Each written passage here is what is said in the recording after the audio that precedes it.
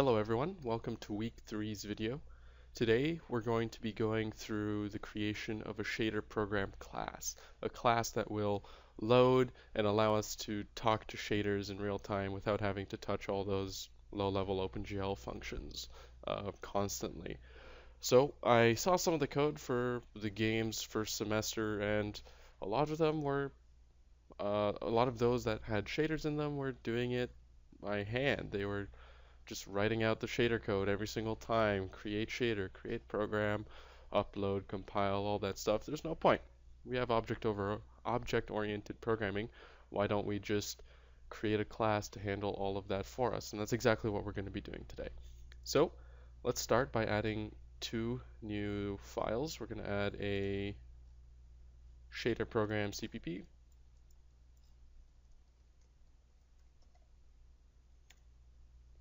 and of course a header file as well. We're going to start in the header file and lay out the functions and data that we'll need first. So, header file, we all know what to do, pragma once. We're going to be talking to a lot of new OpenGL stuff, so we'll need to include our glue library. We'll actually need access to some of our mathematics components, so I'm going to include minimath, and you'll see where those come in a moment. In order to load from file and to specify where the files are, I'm going to use strings. And let's go ahead and create the class shader program.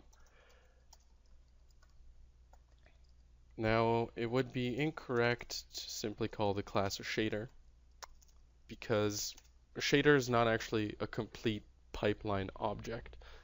Pardon me. A shader could include a shader could be the vertex shader, it could be a geometry shader, tessellation shader, it could be a fragment shader, but it's just a subset of a whole program. So what we're going to do is we're going to have this class that encapsulates an entire pipeline object. You can think about it that way. So inside this class will be all the pieces of the pipeline in order to specify one complete behavior. So we'll have a vertex shader in here and we'll have a fragment shader. Later you can expand this by yourself to add geometry or even tessellation shaders if you want to go so far. So let's go ahead and add our constructors and deconstructors. First function, of course, we're going to have a load function. We're going to specify the directory of two files. So we're going to start with standard library string, a reference to one, of course. Don't need to pass the whole thing through, we just want to look at it. Call that vert file. We'll add another one. As you may have guessed, we'll call this one frag file for the fragment shader. So what does this function do? Well, there's a vertex shader and a fragment shader.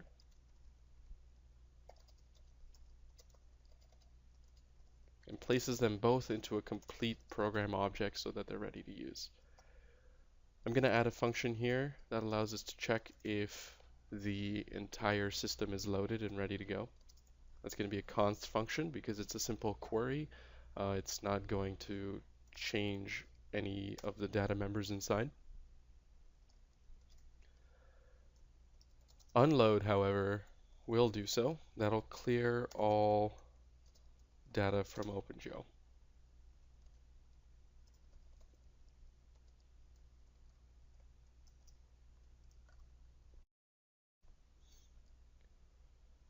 Next, we're going to want to be able to provide a function that allows us to make this the currently active shader. That's going to be called bind. It's going to be a const function because although it actually uses the shader, it doesn't change any of the data members inside the class, and it doesn't change any of the behaviors of the shaders internal to the class either. So it's safe for us to call that const. I'm also going to have a void function called unbind, and as you can imagine, that'll just make sure that this is no longer the active shader.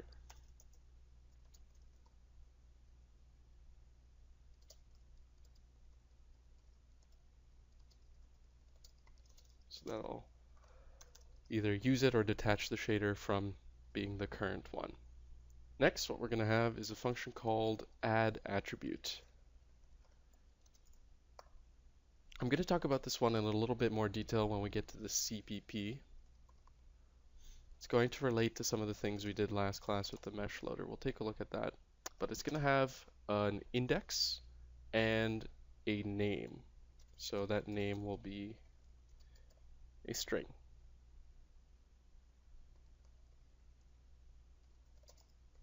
String attrib name, that's a reference, of course. We don't need to take the whole string object. Let's continue to add some functions here. We're going to have one that returns an integer. Get attrib location. Attrib as an attribute. We're going to call this, we're going to give it a name as a string once again. Attrib name. So what this is going to do is it's going to look into the shader and it's going to find a matching attribute variable with the name that you put in, and the return value will be an OpenGL specified int that uniquely identifies that attribute slot. So I'm going to specify here that it returns -1 if the attribute does not exist. So of course, if you don't have any variable called blah blah blah in your shader, it's not going to return anything valid, right? So let's make sure there's no ambiguity. We're going to add another function that's very similar, except instead of looking up attributes, it's going to look up uniforms. So I can get uniform location, and as you expected, it's also going to have a constant string reference to the name. So we'll talk about these two more in detail in class, and once we get to next week where we're really rendering and we go through the entire pipeline and we watch it happen. Attributes and uniforms are the two ways that you get to communicate with shaders from the perspective of your application. Attributes are the slots in which your VBOs feed in, and uniform locations are just any variables that you can set on the fly. That's where you upload your matrices. You can put color information in there to tint your entire model and things like that. Like I said, we'll take a look at that in more detail when it's more apparent what the changes are and how they work when we actually get to the rendering. So we have some useful stuff here so far. We can load a shader, we can bind it, right? We can use it. But the power of this shader class is really going to come from the next set of functions we're going to write. So how do we actually send data to our shaders? Well, it's not. We're not going to be concerned so much with the VBOs. OpenGL is going to do a lot of VBO to shader linking in the background so that it feeds it in for us, it streams it in. But where we as the programmer are more responsible is with uniforms. So we're going to want to add a lot of functions here to make the job of uploading a uniform to a shader much easier. We're going to do that by specifying a whole bunch of send uniform functions. Now we're going to use function overloading here so that they are all under the same name. But the first one, we'll start with just sending a simple integer. So the first thing we're going to want to tell our function is the target variable name inside the shader. So if at the top of your shader you have a uniform int myInt, then the string that you would pass in here is myInt, and it'll look up in OpenGL where that variable is, and that'll be the target of this function. And then of course the value itself is the last parameter. We're going to have a whole bunch of these, like I said. So it's going to be, it's going to be easier to just paste a whole bunch. So what we're going to have for our second one is an unsigned int. I'm going to call that unsigned integer, unsurprisingly. Next, I'm going to have one for a float. I'm going to just call that a scalar. And then next, I'm going to specify a few that allow me to upload some of my engine's objects directly to the shaders. And the common ones that you'll be using are matrices and vectors. And so that's why I included math core at the top, because I'm going to want this linkage to be easy, to not even require a second thought. I want to send a vector to my shader. I just do it, the function's available. I don't have to hit my head against the wall to get it to work. So let's have one for vector 2. Vector. I'm actually going to copy this line for the next two. One for vector 3 and one for vector 4. The last two I'm going to give different names. I just need two more here. I'm going to call this one send uniform mat 3 and this one send uniform mat 4. And they're actually going to have three parameters. So this one is going to be a float pointer to a matrix. So remember, our matrices are actually stored as one-dimensional float arrays. They're not stored as two-dimensional arrays, even though when you write it down on paper, that's how you visually represent it. So all we need is a float pointer to the first element, and this function will automatically send it to OpenGL, and OpenGL knows to take the next 16 memory slots and use it in the shader. So we don't need anything more than a simple pointer. The last thing I'm going to add is a bool representing whether or not we should transpose the matrix before sending it to OpenGL. If you remember from last year, I was talking about mini-math, and I was talking about when I first started writing it back in second year, and I jumped into matrices, and I didn't really know whether or not column major or row major made a difference. I didn't really know which one to pick. So I went for row major. It seemed more obvious to me as I'm reading left to right on a piece of paper. I'd go from the top left over the row and in my indices. Unfortunately, that's not the way OpenGL does it. And so if you need to switch between these two representations, you want to transpose the matrix. And that just switches between row major and column major. OpenGL uses column major, Minimath uses row major. So if you're using your own library, you might not need to transpose before you send to OpenGL. But I'm going to have this here because in the case of Minimath, we do. And we'll see how that works. So let's go to our data members. In order to keep track of whether or not our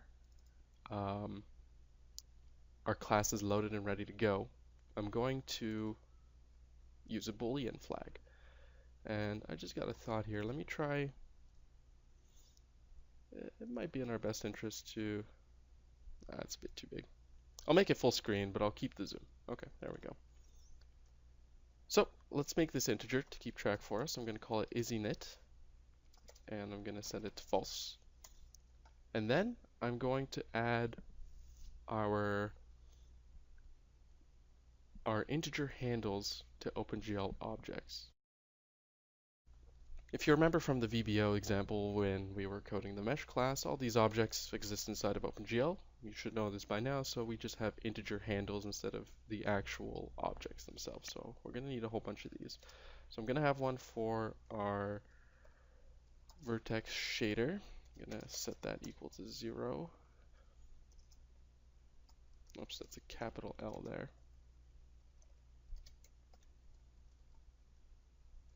Going to have a frag shader equal to 0.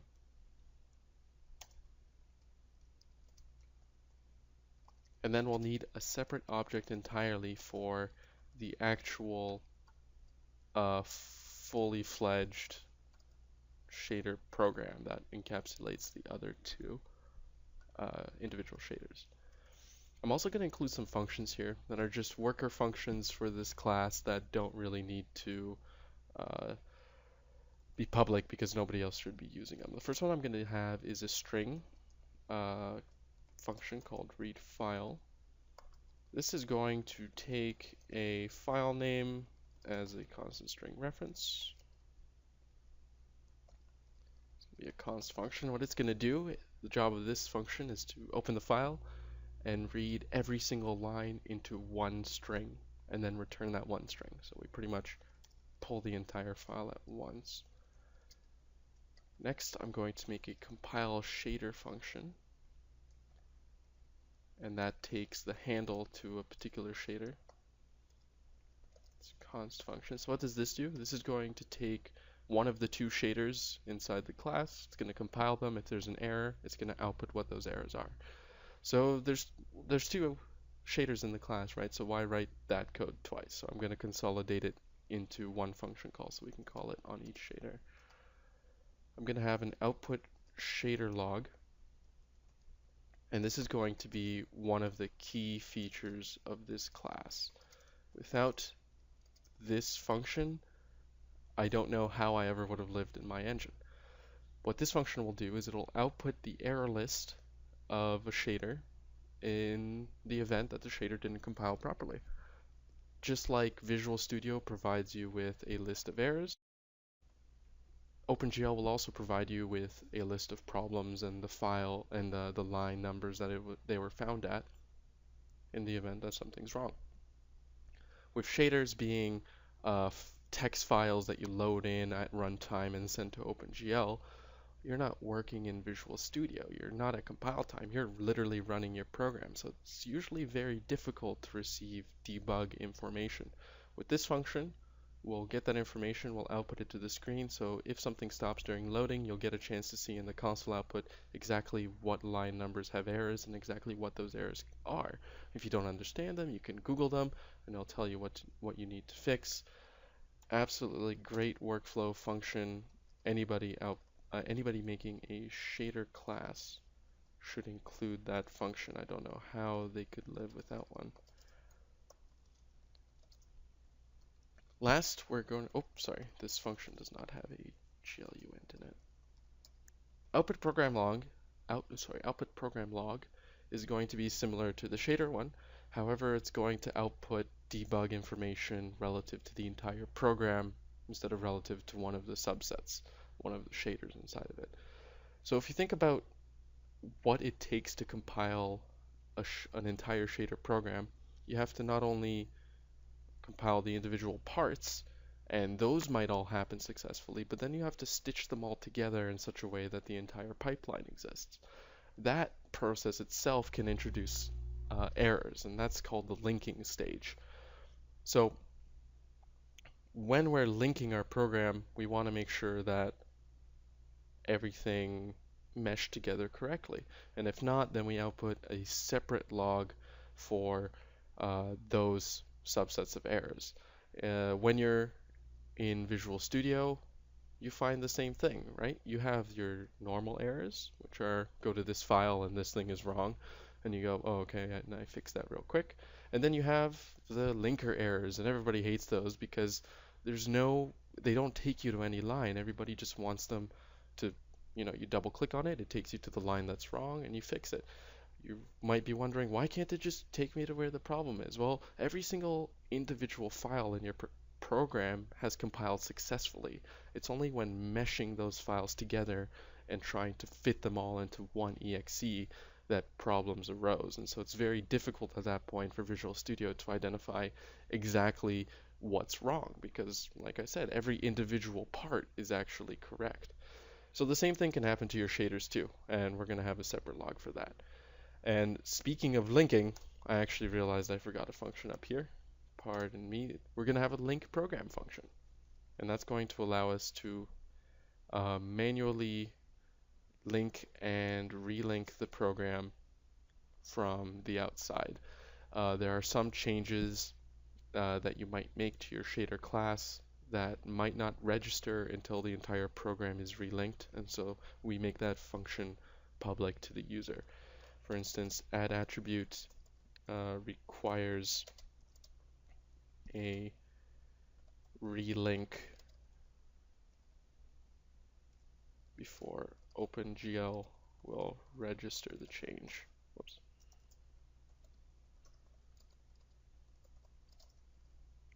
So, enough about shader theory. Let's get into the CPP. This is our entire header file as we need it. So I'm going to copy all these functions. Got a whole bunch of them. I'm going to start all the way down here. I'm going to copy them so I can bring them over to the CPP and we can get started on the code for those. So it's an annoying process, but it's the fastest way to do it. Gonna remove some of this unnecessary stuff.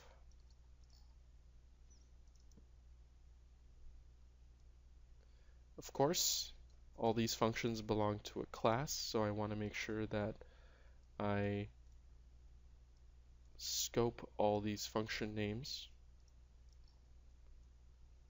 I know you have seen me pull off that trick before. What you can do is you can hold Alt, click, and drag, and that'll select a formatting free box that you can edit, so you can quickly insert the scope operator to all your functions if they're adjacent. So at the top, first thing we're going to do,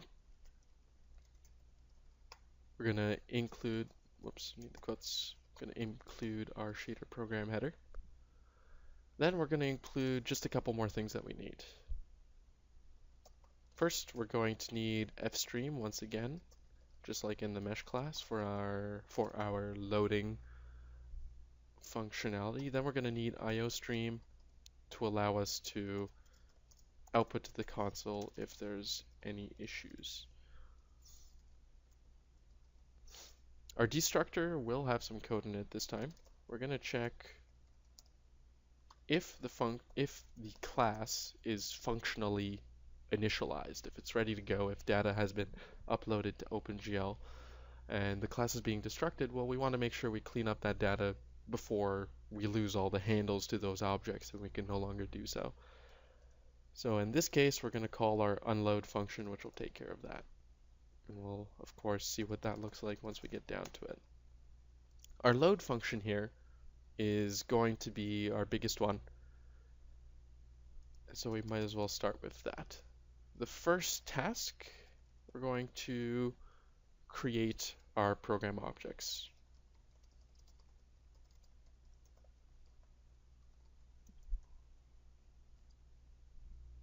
So let's take our vert shader.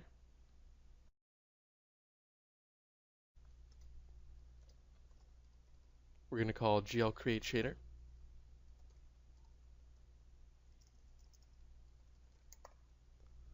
What type is it going to be? Well, obviously it's going to be a GL vertex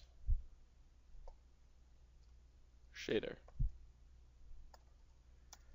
Going to do the same for our fragment.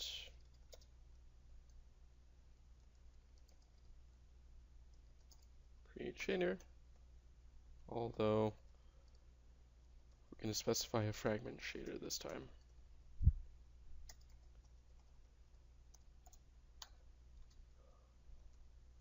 The program itself has its own function called create program, and that does not need any parameters.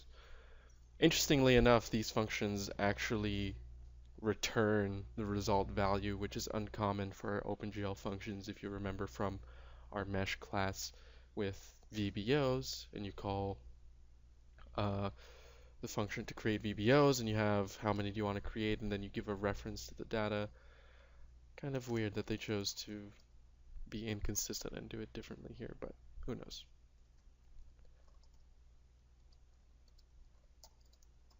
So now we're going to load our source code.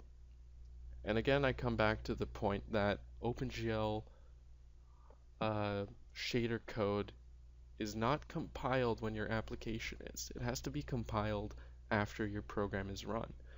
If you are familiar with the concept of scripting, if you've used Unity and you've coded in C# in some of the Unity files, those are script files, and those are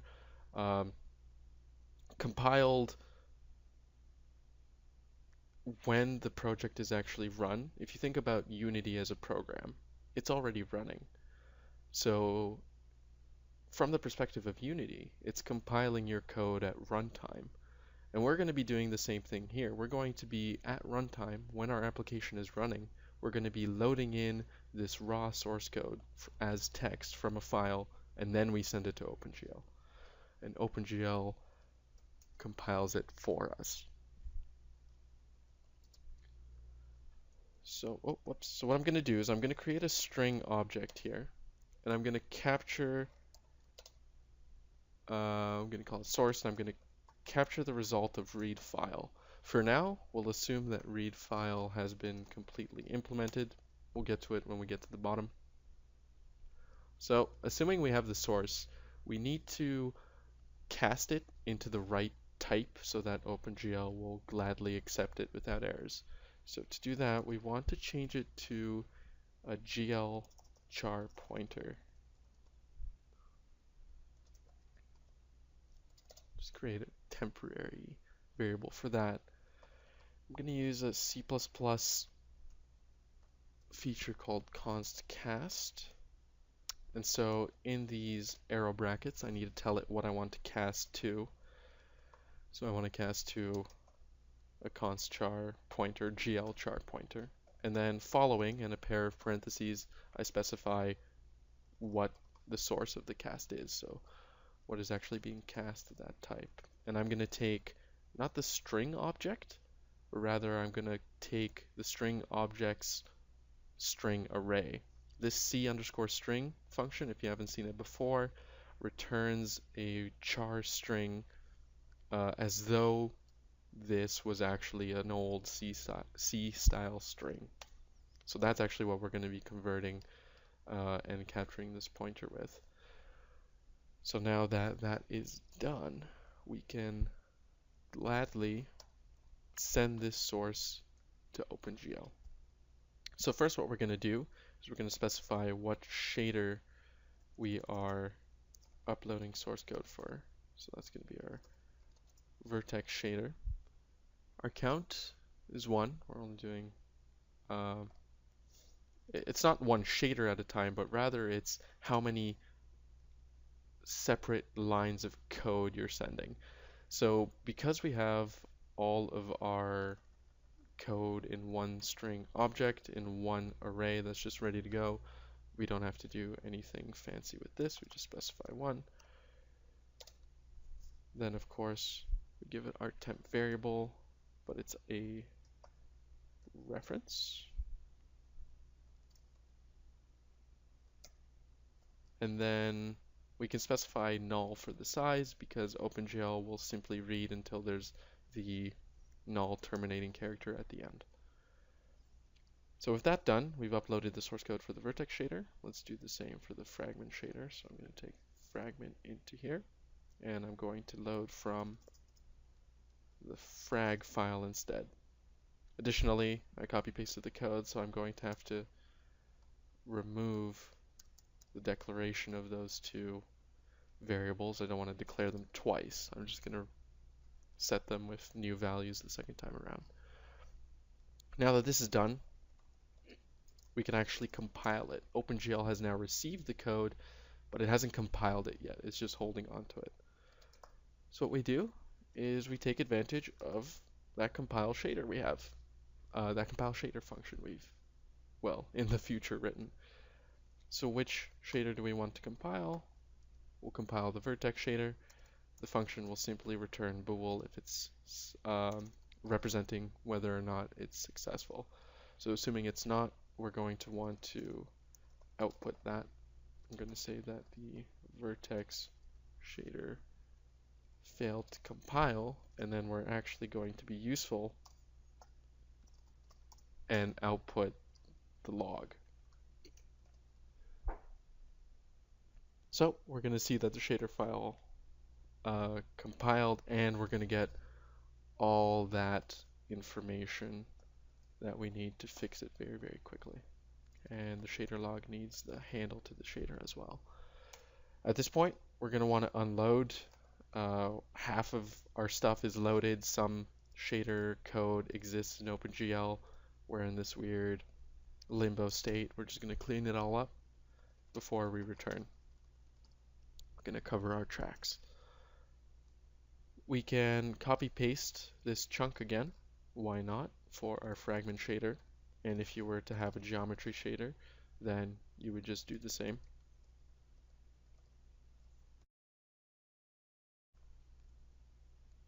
So our fragment shader failed to compile if we're in here. So we're going to get the shader log for that specific shader. Then we're going to unload, then return false. If both of them succeeded, then we have to proceed to the link step. Before we can link, we need to be able to set up our program. Our program here is the object that actually does the linking. Remember, these are just subset pieces of the program. And so until the program knows what vertex shader and fragment shaders belong to it, we can't ask it to link anything. So the next step is to set up our program object. And we do that with a very appropriately named function, GLAttachShader. We're going to specify our program handle. We're going to take our vertex shader handle, and then we're going to take our fragment shader handle. And at this point, or after this point, those two shaders are officially associated with this one program. You can have multiple shaders sent to multiple programs with only needing one copy of that shader loaded, so you only compile it once, and then you can use it everywhere. However, our shader program class here is a little bit simpler than that. If you try to load the same vertex shader in multiple programs, there'll be duplicates. There's no point in going super crazy for our purposes in the tutorial. So, of course, there's room for improvement in many of these functions and classes that we're writing in the tutorial, but that's outside of the scope of what we can do in our time. So once they're attached, we go ahead and link. And again, we're assuming that that function is written already, but we're going to go through and take them all up one by one. So if it didn't work out, we're going to specify that the entire shader program did not link, or I'll say it the same way as the other ones, failed to link. New line. Then I will output the program log this time. No need to output the shader logs, because if we got this far, then the shader's compiled successfully. Oh, I should give one example of when two shaders might not be able to link correctly, even though they will individually compile. You might remember from Introduction to Computer Graphics that there are ways to pass data in between shaders. So you can specify an out variable inside of your vertex shader. Let's say you call it my color. And inside of your fragment shader, if you specify an in variable with the same type and the same name, OpenGL will automatically match those up and make sure that the data flows through.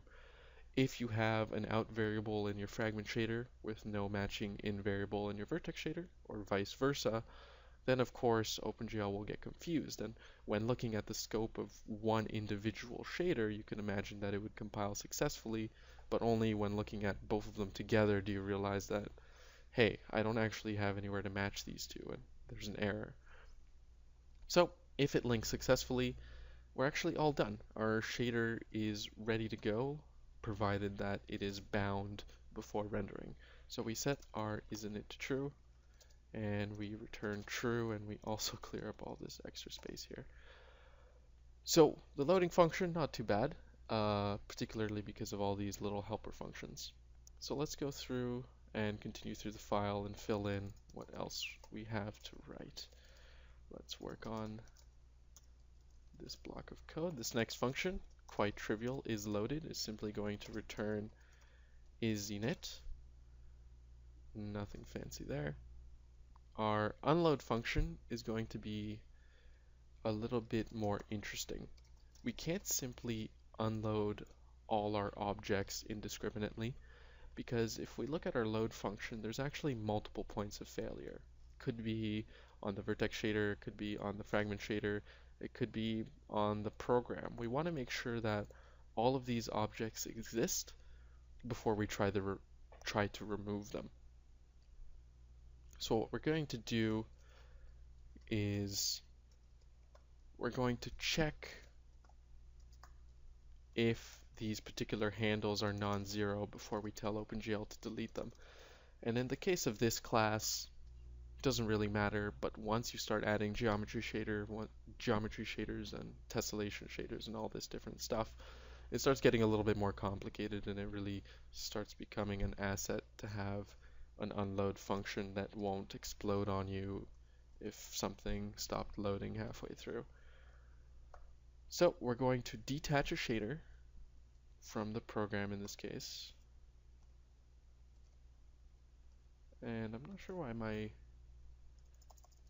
autocomplete is being a little funky.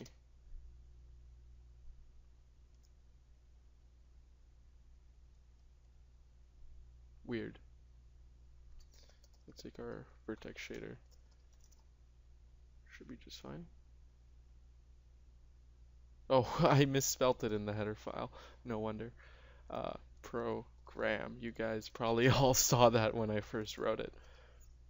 So let's make sure that's program. Can't believe I didn't notice until all the way now. Well, there we go. So we detach a shader before we delete it. So now we gl delete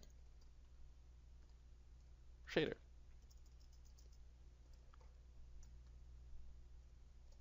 And we specify the vertex. This code almost writes itself. Look at that, beautiful. Let's create 2 more blocks. This first one here is going to be for our frag shader.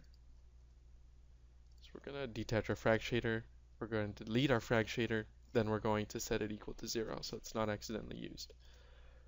Lastly, we have the program object itself, and instead of delete shader, you might expect we have a delete program function. We pass in the handle and we set it equal to 0, and lastly we set isInit to false so that the class will not accidentally be used elsewhere. For linking, it's rather simple. There is an appropriately named OpenGL function for it. So what we want to do here is link our program. Remember, this is being called right here for us. So our job is just to return a true or false dependent on the result. So how do we get the result is the question. What we're going to need is a glint. This function here does not actually return anything or anything useful anyways. We have to explicitly ask OpenGL what the result of the compiling was, what the result of the link was. So we ask it using a function called gl get program iv. There's a bunch of these functions that you can ask for various things. What we're going to ask it is relative to this program in our first parameter, what was the gl link status? And I want you to tell me the result in this new success variable, so I'm going to give it a reference to that. So it'll tell us, and we can return true based on whether or not the variable is equal to gl true. So it's an int, right? It's not a boolean, so I don't want to just return it as is. I want to be a little bit more readable and convert it to a boolean using this comparison here. So of course, if it's equal to true, it was successful. This will be true, it'll return true. If it's equal to false, or if success rather is equal to 0, it won't be equal to gl true, which you can see here is 1, and it'll be false. So it works out. And that's all it is. That's all it takes for linking. Let's look at bind and unbind, two more very quick to code functions, we want to use the function useProgram and specify the program ID in order to bind the entire shader pipeline. And GL useProgram passing 0 will unbind any currently active shader. Add attribute is a function that will explicitly set the slot value of an in parameter. What do I mean by that? In your vertex shader, whoops, back 3, right, you might have something that looks like this.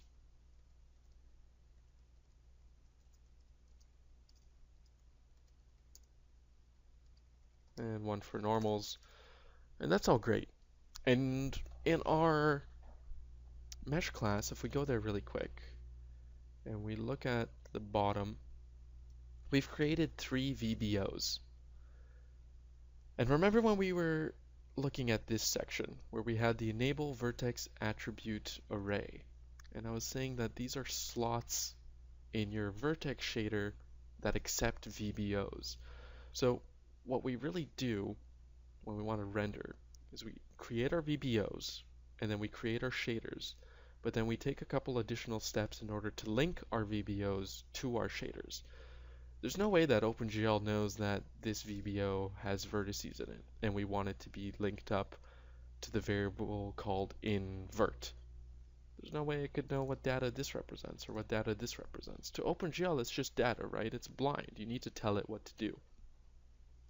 So the way the connection works between the VBOs and the shaders, and you have to specify all of this yourself.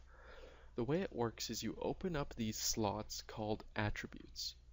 And we've opened up 3 here by enabling them. We've enabled 0, 1, and 2. 0, we've specified ourselves is going to be used for vertices, 1 for texture coordinates, and 2 for normals. That can be in any order, right? That's up to you. But what's important is being consistent. So, when we look at our vertex shader code, and when it's compiled, OpenGL will automatically assign some slot value to every single incoming, as in every single variable specified with inside the vertex shader. Usually it starts at 0 and it just goes down by 1 and 2. But what happens if maybe your model doesn't have UVs or your shader doesn't use it? Well, normals is going to turn to 1, and then OpenGL is going to incorrectly stream your texture coordinate VBO into your normals. That's not good. So what we want to do is we want to have a way in order to explicitly set these slot values from both the VBOs and the shaders themselves. So this function in the shader, this add attribute function, is exactly that. We tell it what attribute name we're talking about, and we tell it what index or slot value we want it to take. So in order to be consistent, we're going to be using this throughout the tutorials, and we'll take a look at this whole connection thing again in class once we start rendering. But it's important to note that the connection between VBOs and your shaders must be made explicitly. It's not going to happen automatically. Imagine normals means texture coordinates in some new language I just made up, right? In, let's just say, French. So if a French person is coming and typing normals and OpenGL just assumed normals had to be number 2, there could be issues, right? So OpenGL doesn't assume anything, and you have to tell it all of this. So let's continue. Let's write out this function. It's going to be called bind attrib location. We're going to give it our program. Then we're going to specify the index, and we're going to specify the name. So we're going to take the attrib name, but not just the string object. OpenGL has no knowledge of the standard library string object, so we're going to have to take the C string out of it and pass that to OpenGL. And that'll specify that attribute with that specific slot value. Keep in mind again that you must relink the program if you make changes to it. So calling this function is a change that requires relink. Get attrib location is the opposite process. Maybe a variable exists and you just want to know what the default OpenGL assigned slot value was. And maybe you're gonna let OpenGL figure it all out, ask it for the values, and have your engine conform to what OpenGL picked. Of course, we want to be able to do both, so the first function will allow you to conform OpenGL to what your engine wants to do, and that's what we're going to be using because, like I said, we've assumed 0, 1, and 2 are going to be for very specific things. So get attrib location, we're going to return GL get attrib location. Get attrib location. Another one of these uncommon functions that actually decides to return the value directly. I wish there were more like that, but regardless, let's keep going. So we take the name, the attrib name, and we take the C string out of it, and we're done. Get uniform location works very similarly. Get uniform location, program,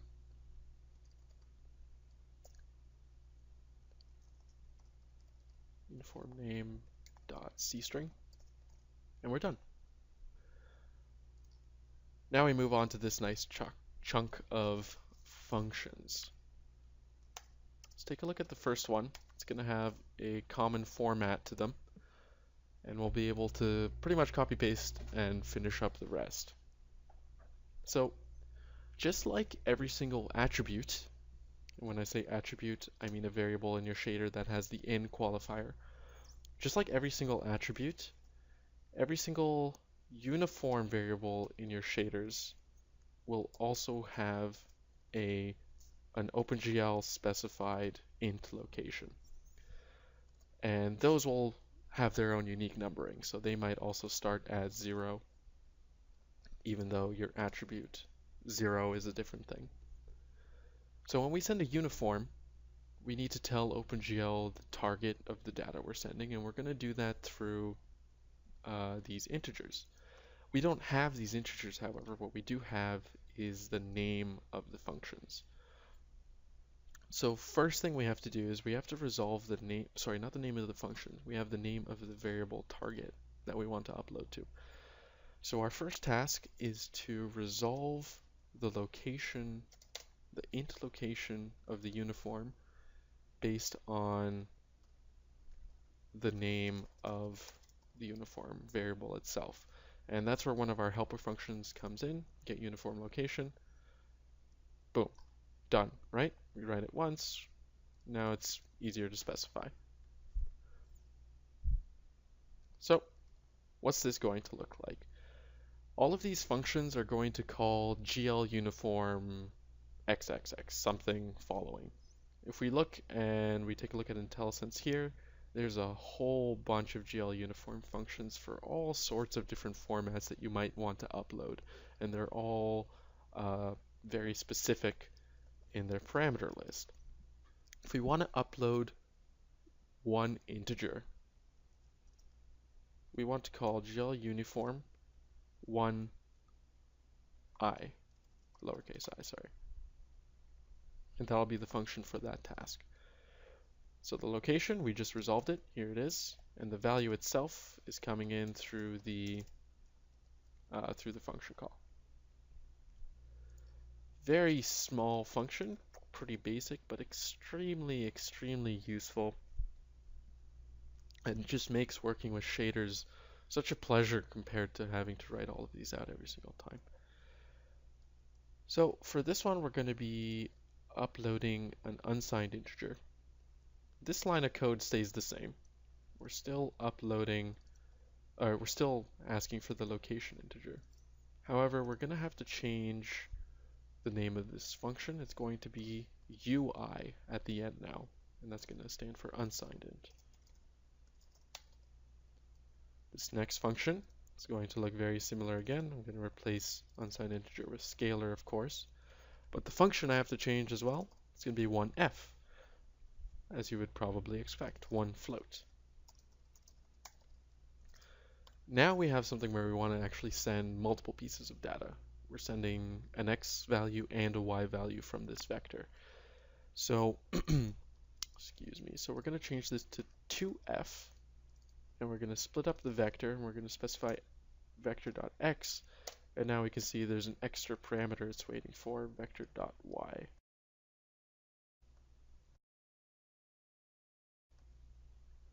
So that concludes that function. These next ones will look similar. We're just going to add one component on the end each time. Vector.y, sorry, vector.z here. And that changes to a 3f. And the next one changes to a 4f, sending 4 floats from our vector 4. We're going to have our vec.z and our vector.w. And that'll allow us to really easily send colors, RGBA, and or just RGB. Allow us to do plenty of stuff. Arguably more important though is the ability to send matrices to our shaders, because that's how we're going to tell our objects their transformation matrices. Remember, there's no more matrix stack. All of this has to be done by us, which includes not only calculating the right matrices on the CPU, but also explicitly uploading them to our shaders and then multiplying them by the vertices ourselves. So we're going to need a function to facilitate sending matrices.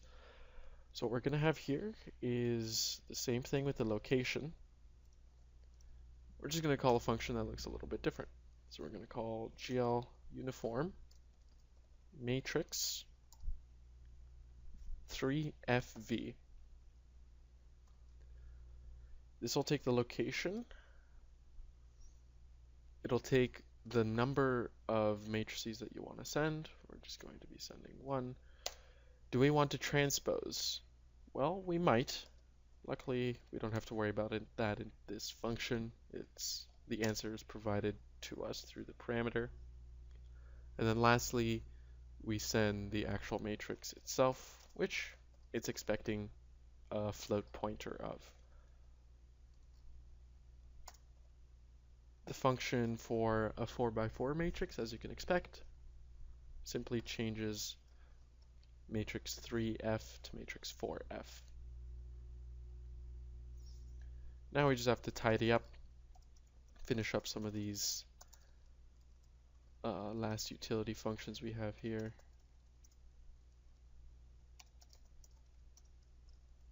And we're almost done. So read file, talked about before, simply going to pull the entire file into a string and return it. What we're going to do is we're going to use the ifstream object in order to open up a stream with a file and read from it. We're going to use the constructor to tell it immediately to open file name, whatever that happens to be. We're going to check whether or not it actually opened by calling its good function, whether or not the stream is good to be used. If it's not, then we've had an issue. Probably the file doesn't exist. We can return string, an empty string, just by calling the constructor. We can also output shader file not found. New line. If the stream is open, then there's a little trick we can use to pull the entire file in very, very quickly. Luckily, we don't have to use a loop. We don't have to go through every single line. We can take advantage of one of the string class's constructors to pull the entire string. One of the constructors, you can see there's a lot of them here, there's 20. One of the constructors basically takes two parameters, one of which is where you want the string to start reading from, and the last parameter being where you want it to stop. And so we can actually tell this string to initialize with the file stream we've just opened. And we tell it to read the whole thing, and it just pulls it in for us, and all the dirty work of looping is taken care of us inside this constructor. So what we want to do is we want to first specify one of those fancy iterator objects. We've seen them before when we've been looping and in class, at least for those of you that were in animations. So we're going to use one of these objects called isStreamBuff iterator. This object is essentially a wrapper for a pointer. Pointer to what? A pointer to char. And we're going to initialize this iterator with inStream. So essentially the iterator is going to open up from the stream we just opened, and it's going to encapsulate a char pointer to the beginning of it. The next parameter here, I'm going to put in brackets, is a standard library object as again. Same iterator, but we're going to create an empty one this time. And data will know when it sees this empty initialized stream iterator that we want it to just read everything it can. So it's going to start at the beginning of the file. It's going to pull all of it in. Great way to read an entire file at once. And once that data is in, we return it. Compile shader is going to look similar to our link program function. First thing we're going to do is we're actually going to compile the shader given to us. And so one of the reasons this function is really useful, as you can see here, is I can just use the GLUint shader. It doesn't matter for me inside this function whether it's the fragment or the vertex. And then when you write this and expand it with a geometry shader and a tessellation shader, you'll have this function available as well. Don't have to code it again. So let's take GLUint success, just as we've seen before. We create that variable to hold the result of this next function call, which is a query to OpenGL to tell us the GL compile status. We wanted to write that in success, so we give it a reference to allow it to do so, and we return. Is there something wrong here?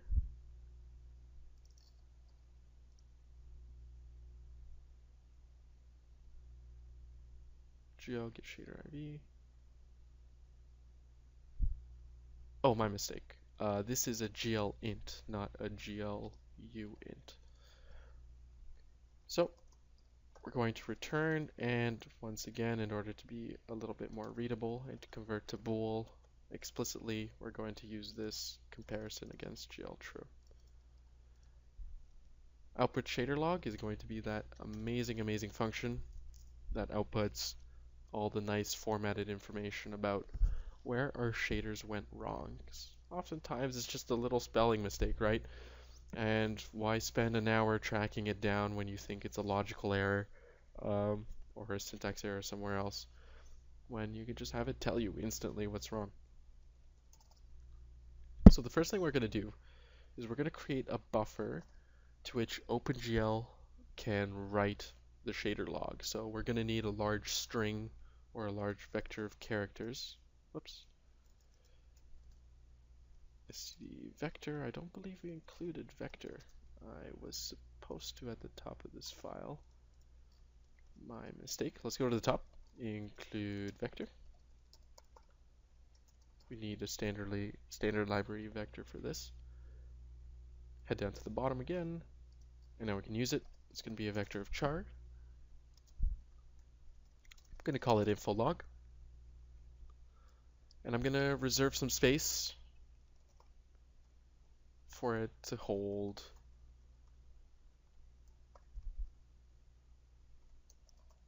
the result. Because of course just making the object itself doesn't allocate much space. It's essentially a null length array at that point.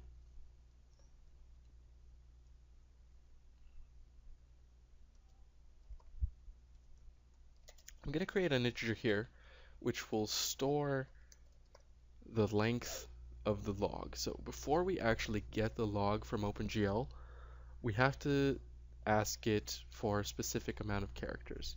So we're going to first ask it how many characters are in the log, and then we're going to ask it for the log with that many characters. So get shader IV can be asked many things. We're going to give it the shader again, but this time instead of GL compile status, we're going to give it GL info log length. And then a reference, of course, to our info length variable in there.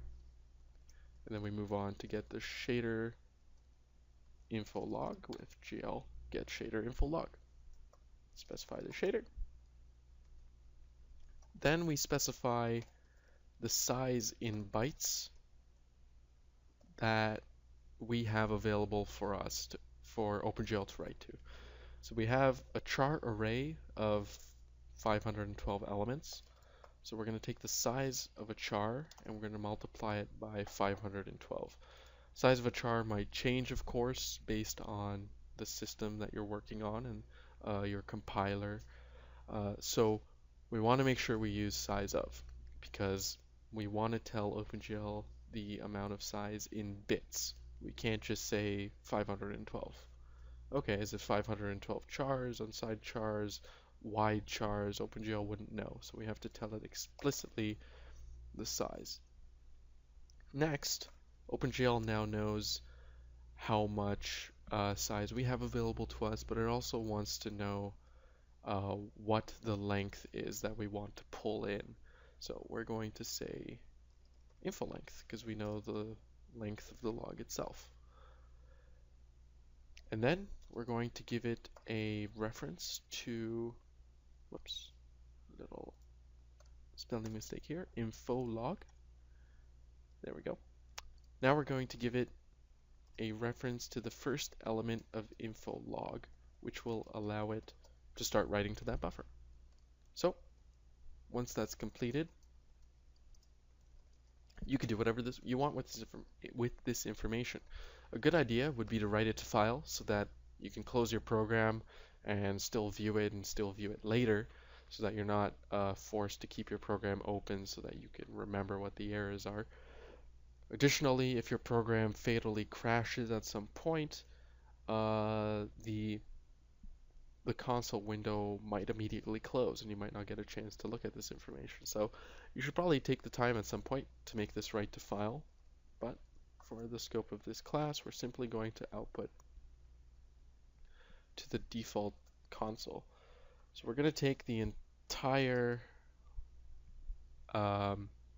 string object.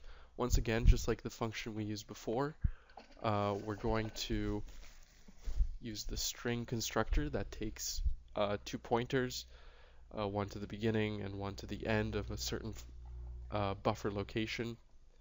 So we're going to tell it to read from the beginning of info log to the end.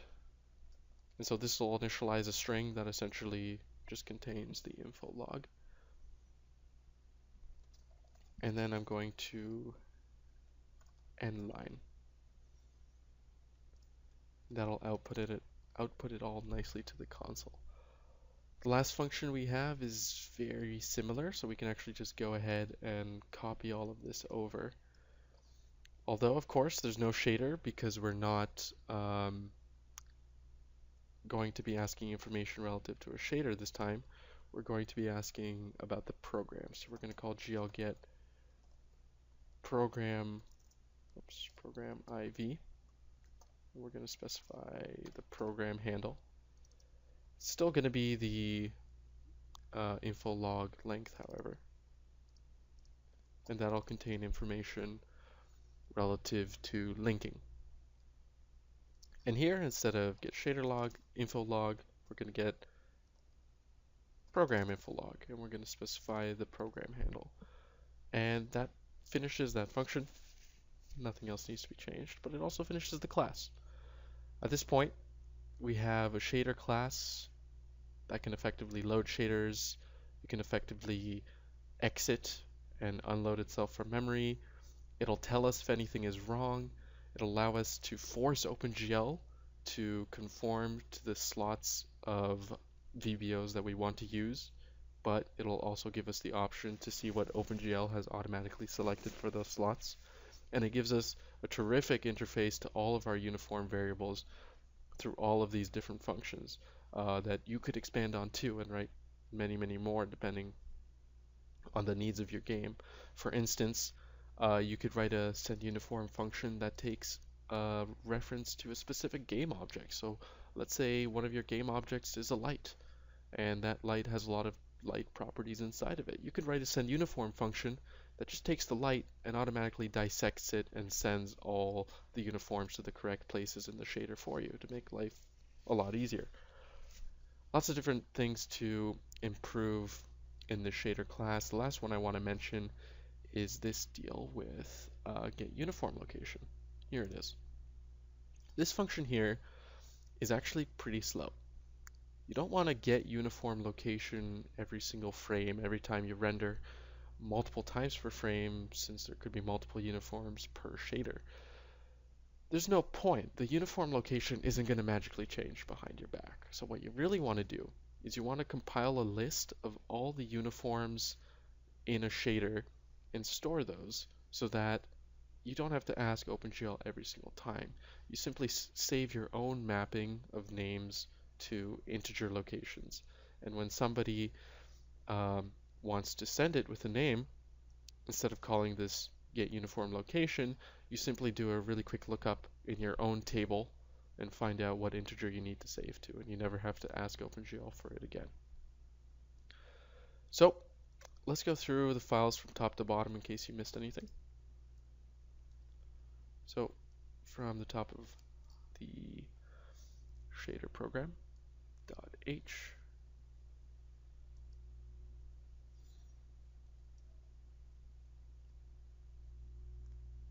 and the CPP.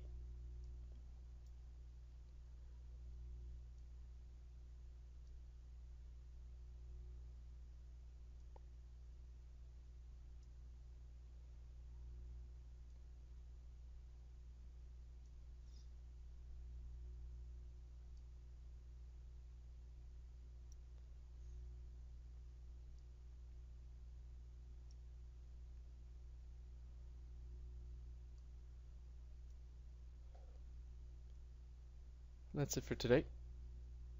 See you guys in class.